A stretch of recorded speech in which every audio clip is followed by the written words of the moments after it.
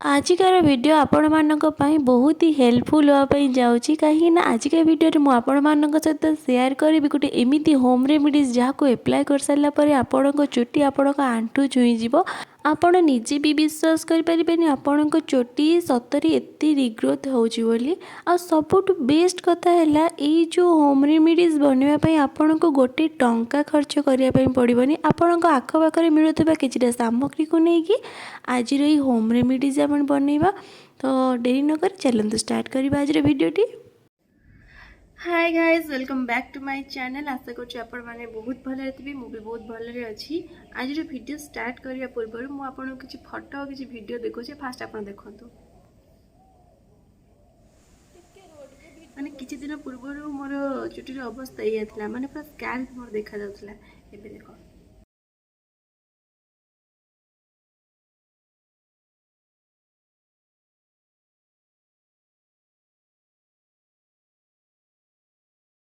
सत कहवाई गले मुझे निजे भी विश्वास कर पानी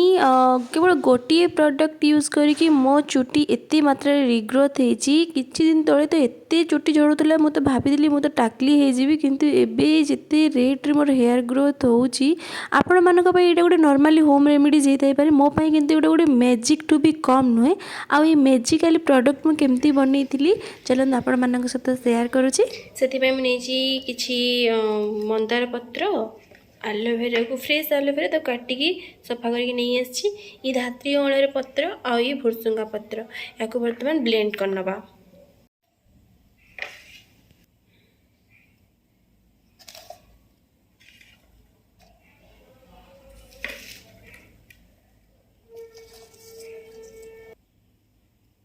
पियाज पके भूली जाती तो गोटे पियाज भी काटनी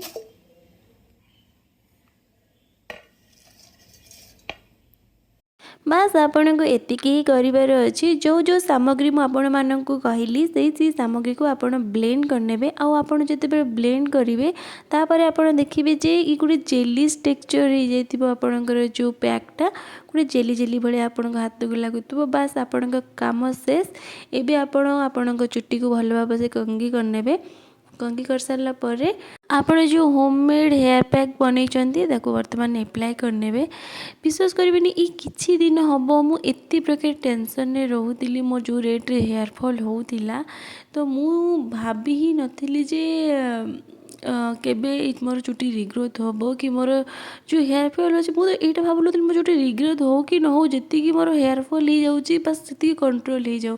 नॉर्मल चुटी झड़वा ठीक अच्छे जो अधिक रु अधिक माने गोटे दिन में 100-200 चुटी भी झड़ी जाऊँगी ना तो बहुत बड़ कथा तो मो वन साइड भल भाव एप्लाय करने लेनी आपड़ कौन करेंगे ना कंगी कर सारी फास्ट जो भी पैक आप लगे फास्ट चुटी को भल भाव कुंडे ने गोटे स्टेप बाय स्टेप आपड़ एप्लाय करने जमी देखो मुझे स्टेप बाय स्टेप ताकू एप्लाय करनौ फास्ट वन साइड लगेली तापर वन साइड लगौची आपड़ जदि कहार हेल्प नापी चाहिए तो आप कहार हेल्प नहीं कि भल भाव स्कैल्प रे फास्ट एप्लाय करने जिते जेहेतु आम एलोवेरा ऐड करें तो सी टी छिपछिपा टाइप रो जेहेतु आपण को चुट्टी बहुत स्ट्रॉन्ग दरकार तो आपण को एतिक मेहनत करने को ही पड़ो आ विश्वास करेंगे आपण को एतिक मेहनत पर एत भल रिजल्ट मिल आपण तो कल्पना भी कर मु फास्ट फ्रंट रे बहुत भल से लगेदेली एबे मु बैक साइड लगेबी आ बैक साइड भी लगेबा भारी कष्ट फ्रंट तो देखा जाउची ना आराम से लगेदेले किंतु बैक साइड को लगेबा टिके प्रॉब्लम हुए मु बहुत कष्ट रे बैक साइड लगेली आउ एबे मु बाकी जति बची थिला ताकू मु चुट्टी लगे जते पर्यंत आपनकर स्कैल्प भल से लगे नांती तो आपण चुट्टी लगे किसी लाभ हेनी तो फास्ट आपण स्कैल्प रे लगेबे तो बहुत हो गला ज्ञान एवं मुझे कहूँ जो आप हेयर पैक मुंडे लगे ताको आप नॉर्मल शैम्पू रे भी वॉश करेंगे DIY शैम्पू करके भी आप वॉश करेंगे नॉर्मल शैम्पू हो कि DIY शैम्पू हो आप डायरेक्ट कौन सी शैम्पू स्कैल्प रे लगेबेनी मुंडरे लगेबेनी फास्ट केबे भी शैम्पू नहीं कि मुंडरे एमती लगेदेवेनी आपन को मु आगुरु भी कही आप जब मो वीडियो आगुरु देखुदेवे मु आगुरु भी आपन को कही कि आप डायरेक्ट केबे शैम्पू लगेबेनी आपण किछि जदि आपण पाखे DIY करिया नहीं तो आपण शैम्पू को नॉर्मल वाटर रे ही भी मिक्स करके लगे पारिबे से आपणकर चुट्टी भी बहुत हेल्दी रहिबो आपणकर शैम्पू भी बहुत बंची जिवो। आज मु DIY शैम्पू बनवाई नहीं फास्ट 1 स्पून चीनी तादे ऐड करी मोर फेवरेट शैम्पू शैम्पू यूज करदेबे आधे गोटे चमच चीनी और शैम्पू आधे देदेबे पानी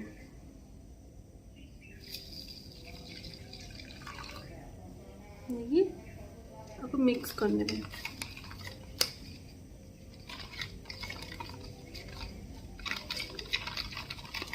जिते चीनी मेल्ट हो आपणकर रेडी DIY शैम्पू एमती लगे भल चुटी तो बहुत भल आउ लगे जब आप चुटी कर्ली थी स्ट्रेट भी टे लगे कहीं आपको लगे चुटी स्मूथ हो जाए तो आप पूरा कर्ली कर्ली चुटी थी लगे स्मूथ है बहुत भल लगे बहुत बहुत थोड़ा रिप्लाई कर टाइम मो पाखे न था मुझे बन लगे ना तो मुझे अलग किसी ट्राए करे शैम्पू तो बनिकी रेडी हो गला एवं देखा 2 घंटा पर पुणी आसीगली मो 2 घंटा पर आउ मो 2 घंटा टू अधिक समय मो मुंडे लगे रखी एवं तो सुखीगला मु हेयर वाश करके देखा हेयर वाश करके आसला मत ठंडा लगुला कहीं आज दिन में मुझे 2 थर गाधे सारे आउ मो ड्रेसटा भी खराब हो गला ड्रेसटा चेंज कर देकी चलो छात उपरकू जावा कारण आज बहुत जोर खरा आसी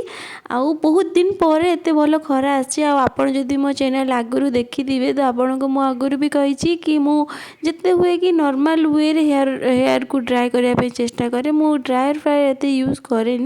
जिते पॉसिबल मो नेचुरल तरीके से मो चुटी ड्राई करे तो छात उपरकू आसीगली चुटी सुखापी एवं नॉर्मली देखो तो मो चुटी जस्ट टिके टिके ड्राए होती जेते पर्यंत आपणक चुटी पूरा पूरी सुखीनी सेते पर्यंत आपण केबे भी चुटी कुंडेबेनी हम जदि हाथ में आपड़ एमती लटा को चढ़ाई चेष्टा करेंगे जहाँद्वारा कि आपणकर कम लटा हम आउ पानी कुंडेला बेले बहुत जल्दी आपण को माने सुविधा हम पानी कुंडेवाई फाइनाली आपण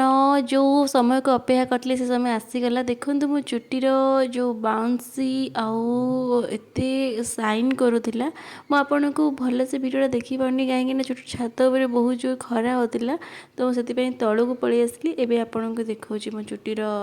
हालत बर्तमान केमती अच्छी